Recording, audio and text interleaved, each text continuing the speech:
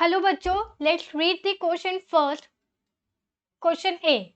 Why did the British government classify forest as a reserve forest and protected forest?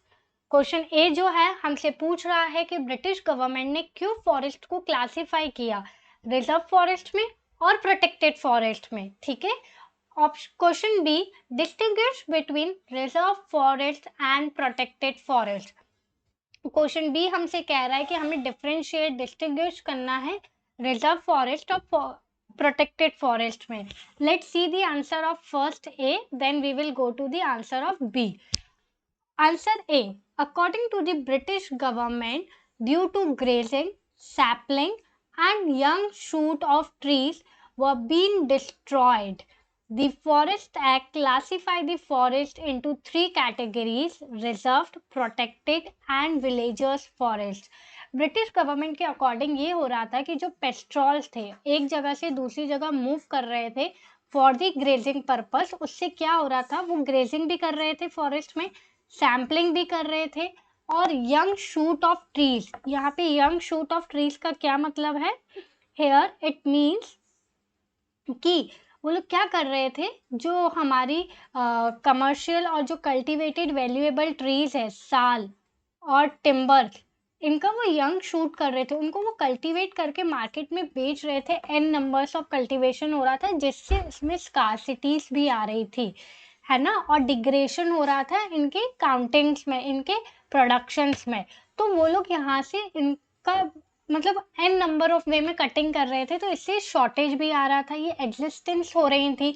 That's why से उन्होंने जो है हमारे forest act ने उसको 3 कैटेगरी में डिवाइड कर दिया गया कि जो वैल्यूएबल और जो कमर्शियल और जो सिर्फ लिमिटेड नंबर्स में है उनको रिजर्व्ड में डाल दिया, किसी चीज़ को प्रोटेक्टेड के अंदर कर दिया. For example are natural parks were comes under the protected area. ठीक है, जहाँ पे उन्हें एक प्रॉपर हैबिटाट प्रोवाइड किया गया है हमारे एनिमल्स को, हमारे इकोसिस्टम को, कि वो उसके साथ कोई छेड़छाड़ ना करे, है ना. रिजर्व में हमारी वाइल्ड लाइफ सेंचुरीज को प्रोवाइड कर दिया जहाँ पे जाना स्ट्रिक्टली मना है.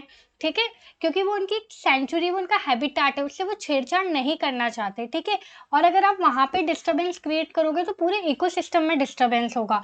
और फिर जो लास्ट एरिया है उसको उन्होंने विलेजर्स फॉरेस्ट एरिया में कन्वर्ट कर दिया ताकि विलेजर्स वहाँ से कुछ सैम्पलिंग कलेक्ट कर सके, लाइक कुछ वो तेंदुपत्ता कलेक्ट कर ले या मिनिमम फॉरेस्ट प्रोडक्ट कलेक्ट कर ले for their earning of lively stock. Because बहुत सारे लोग फॉरेस्ट के एरिया के पास रहते हैं और वो डायरेक्टली और इनडायरेक्टली डिपेंडेंट होते हैं फॉरेस्ट प्रोडक्ट पे.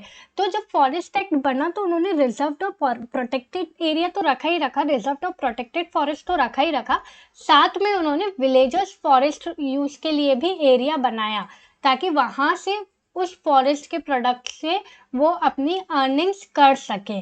ठीक है, there is the reason of answer A. Let's see the reason of answer B.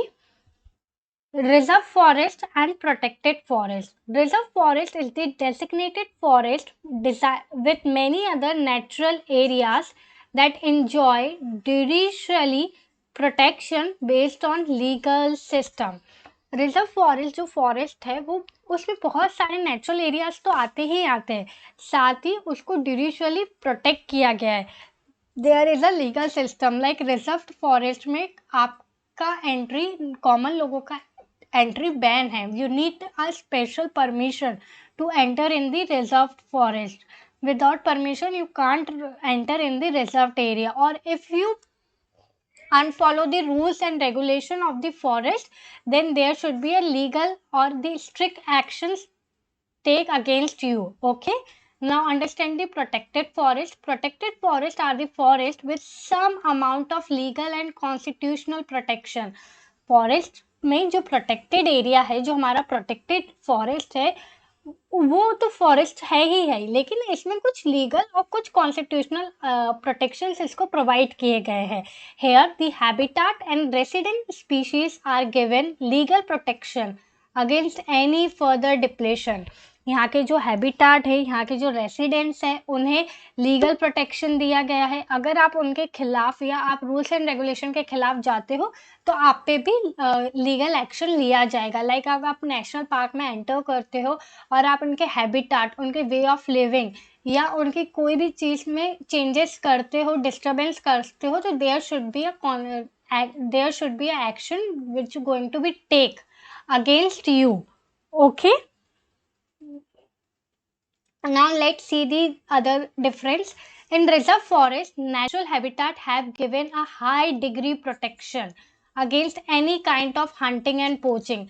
Reserve forest में जो है वो highly degree there is a strict protection, strict rules and regulation है और वो कम्प्लीटली प्रोटेक्शन दिया गया है कि किसी भी तरह का हंटिंग और पोचिंग नहीं होना चाहिए, क्योंकि वो एक रिजर्व्ड एरिया है, ठीक है, कोर एरिया है। लेकिन in protected forest sometime the local community has got the right for the activities like hunting, grazing, as they are living in the fingerings of the forest. देखो, पर protected area में क्या होता है कि sometime जो लोकल कम्युनिटीज़ है, जो वहाँ की आसपास की कम्युनिटी, उन्हें राइट मिल जाता है कि वो हंटिंग और ग्रेजिंग की एक्टिविटी कर सकती है, क्योंकि वहीं वो आसपास ही रहते हैं। Because they certain their livelihood wholly और partly from the forest resources और द प्रोडक्ट। जैसे कि वो लोग वहीं फॉरेस्ट के आसपास रहते हैं, तो उनकी जो लाइवलीहुड है वो होली या पार्शली फॉरेस्ट प्रोडक्ट पे ही डिपेंड करती है, ठीक है, क्योंकि अगर वो फॉरेस्ट प्रोडक्ट को कलेक्ट करेंगे तभी वो अपना अर्न ऑफ लाइवलीहुड कर पाएंगे। दैट्स वाई जो प्रोटेक्टेड फॉरेस्ट है वो उनको समटाइम परमिशन दे देता है कि आप ग्रेजिंग कर लो, आप हंटिंग कर लो। But in restricted reserve forest area there is a high restrictions, there is a high degree of protection, no one allow for the hunting and poaching. Okay, hope you understand the difference of reserve forest as well as the protected forest and why we need it. Okay, and why British divide the forest into 3 categories. All the best.